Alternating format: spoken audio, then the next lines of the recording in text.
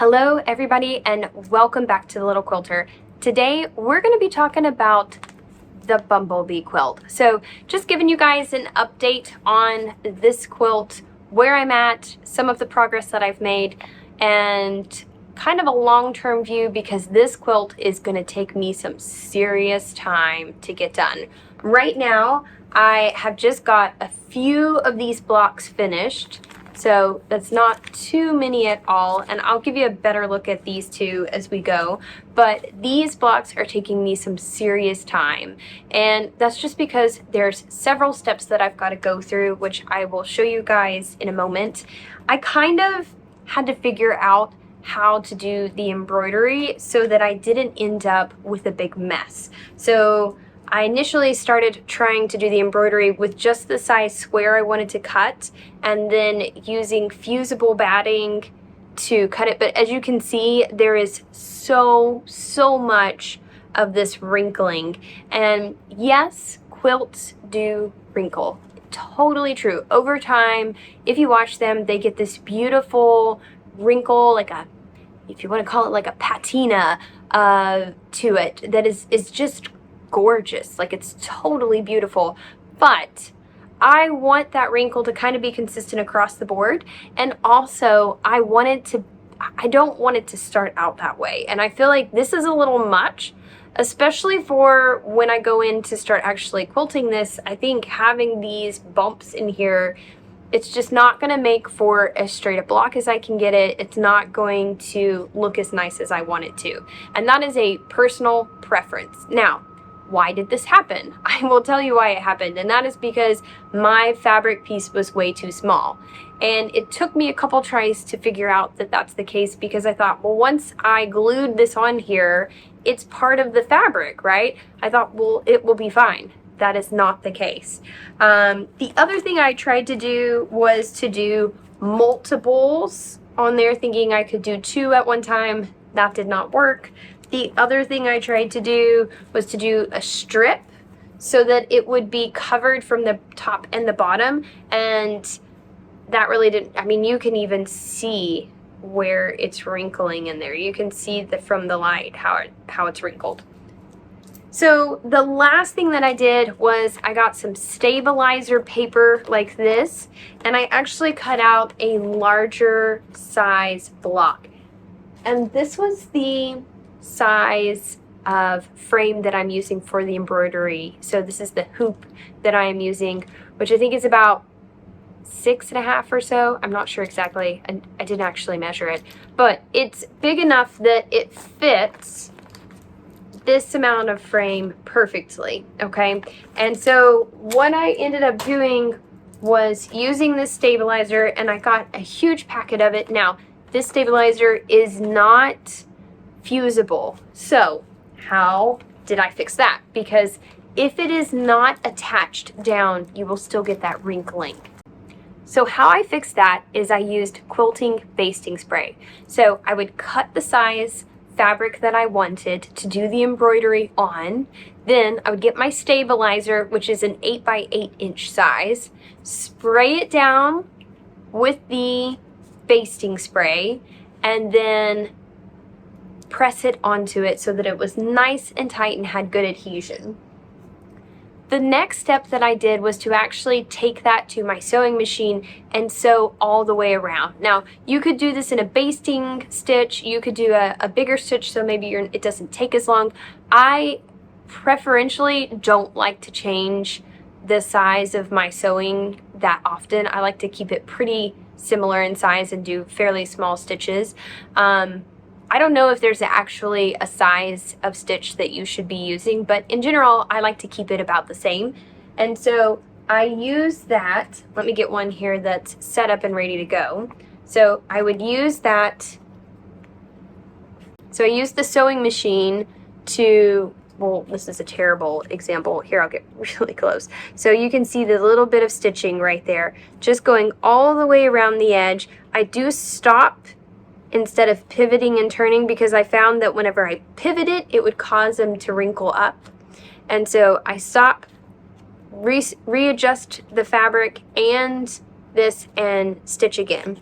And then once it's completely done, then I'll place it into that frame and embroider it. And as you can see, there is still some mild bunching, but not as much as it has been in my opinion. And don't you love this one?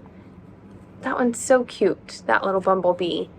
And I think it's going to go really good with this fabric. So the other thing you may have noticed, which my husband has been, I think, a little perturbed about, is that the bumblebees are all different colors. So they are not the typical bumblebee. Although this one's pretty close. It's technically brown and golden, but that one's pretty close. I did show him that I did do one that was fairly close, but the rest of them are all sorts of colors. So you can see here, this one's got purple and gold, and basically I did it in a way to match the fabric. I wanted it to sort of be pulled together with that fabric and sort of go with that block. Now, obviously, once I have my set, and what I've been doing is once I get the embroidery done and I have everything cut and ready to go, I just go ahead and stack all of the fabric up and pin them so that they are set to go. So the next time I want to sit down and do a actual finished block, I can just grab one of these and it's ready to go. It's almost like a cubicle for quilting. So I have your stack of papers that are done, your stack of to do, and then your stack of out of control. It's off to the side, no one talks about it. Now, once I am ready to go ahead and start quilting, this is where this comes into play. So it's upside down. So this is the Stitched in Color. This is from the Pas de Deux quilt by Rachel Hauser. So I purchased her pattern for the Pas de Deux quilt, and with it there were a whole bunch of patterns that I learned during that quilt making, but I loved this block. This was by far my favorite block. And no, you do not have to have this paper piecing pattern to do an economy block. But why do I love it? I love it because when you do this, it keeps the fabric in the same direction. So if you have a directional fabric, it's perfect for this, and that it will keep it. Whereas I believe whenever you do them, and there may be other ways, so please don't take this as the only one. Do some research if you're wanting to do a block like this, or if you like this idea. And personally, the other reason I love paper piecing is because it is just so perfect when you finish it. I love that. I love that every block is to the right size. It's just going to be right on point. But as you can see in this one, we can keep that pattern going in the same direction. The same for this block right here. So all of these patterns are going in the same direction rather than cutting a block and having it off to the side. The other thing is, because this gets cut from the same fabric, we have very similar lines. So it's not, you know, like, it's not multiples repeating that don't really make sense, right? So I feel like this center block right here explains it. So in this fabric, you have the center piece running that has a lot more of these like floral notes, and then you have a side piece that is more of just the leaf. And because these were cut from that one block, I feel like we have that repeated here rather than having, you know, two florals and then a leaf, right? So I just think it keeps the pattern a little bit more cohesive. And when there's so much going on, no, you may not notice in the overarching scheme that these are going in the same direction. But if you're a quilter, or if you're just someone admiring the pattern, admiring it, you may sit there and notice like, hey, all of these patterns are in the right direction, and it's just pleasing to the eye for me. So maybe a bit nitpicky for some of you, but for those of you that are looking for that, this is why I love paper piecing and why I love doing the economy block paper pieced. I've not done a ton of paper piecing, but I really like almost the perfectionism in such an easy way. It's just so easy. Look, all of these blocks are exactly the same size. Nothing's 1/8 of an inch smaller, nothing's 1/8 of an inch too big. And it is so nice to have that and not worry about it from that standpoint. So is it worth the time? Yes, 100% yes. Totally worth the time.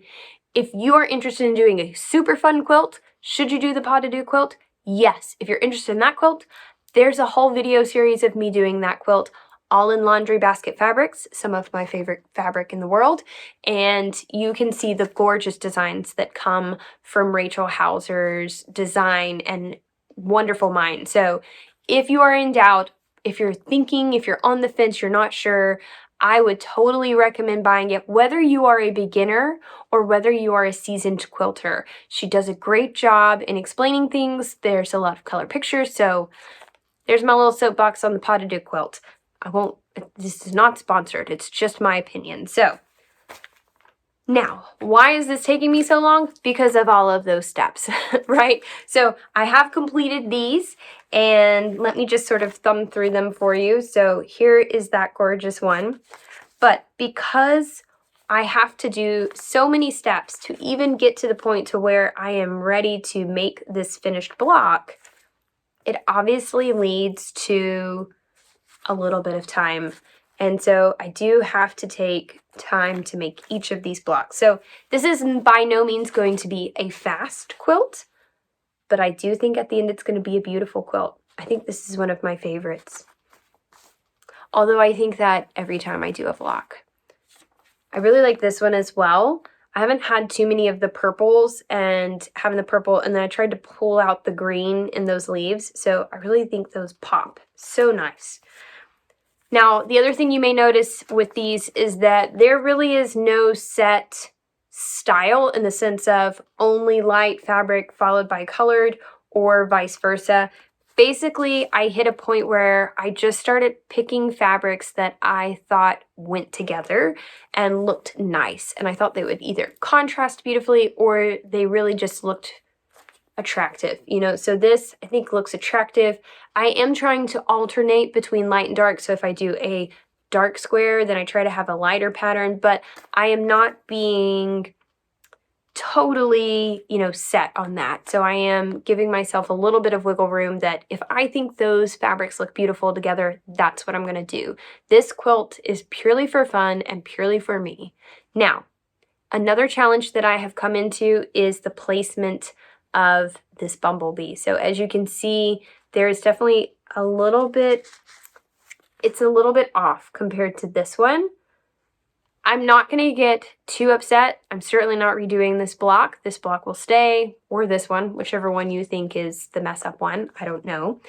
But I'm going to be leaving them all the same. I am thinking a little bit more whenever I'm placing it. So when I'm putting this block on the back of this, I am trying to sort of look at what is the outline of that. Is it darker on, is it leaning more towards one side or the other?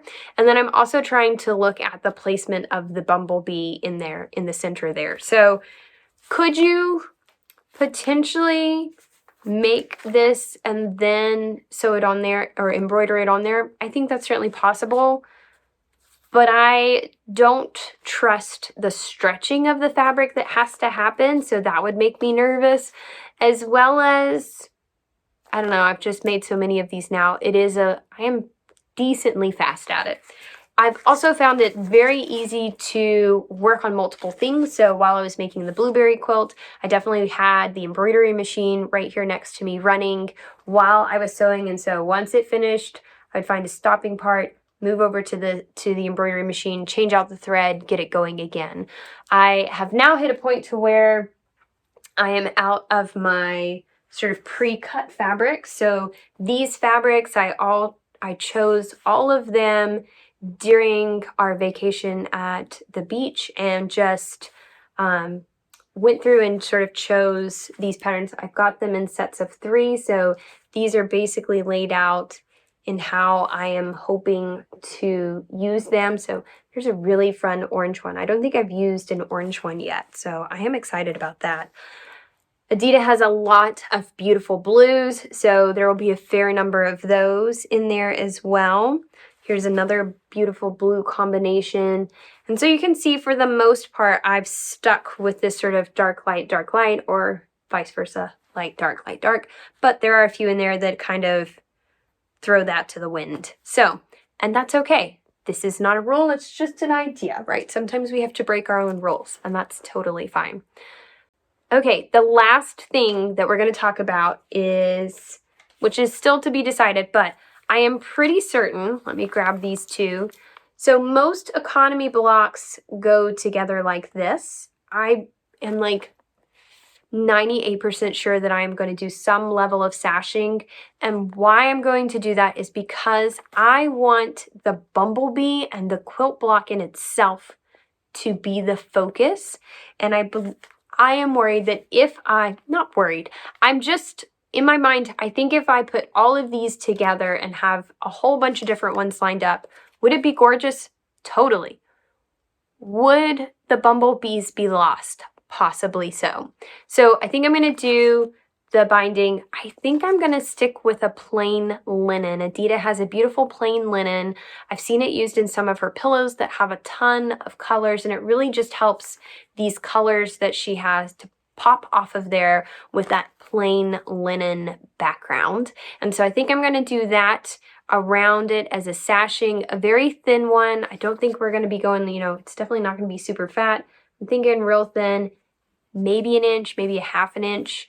We'll have to see what that looks like. So I am excited about that, but I have so many of these to make before I even get close to that step that I'm not super worried about that. I could do it in neutrals and do a scrappy border, but again, my primary goal here is to try and keep things simple, not make them more complicated, right? So that's why I'm thinking of the linen border there.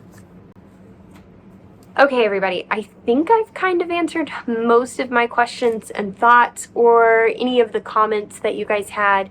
If you have more questions, more comments, or ideas, please write them down below, comment, like, subscribe, all of those things. I will keep you guys updated on the Bumblebee quilt, but it's gonna be a long one. This is taking some time. It is fully interesting to me, and I am loving the process and loving going through the fabric, but it definitely takes some time, and since I don't have a ton of time in my quilting room, it is something that is probably going to take a while. So I hope that you guys will join me along this road with the Bumblebee quilt, and I hope to see you guys next time. As always, have a wonderful day, and we'll see ya. Thanks.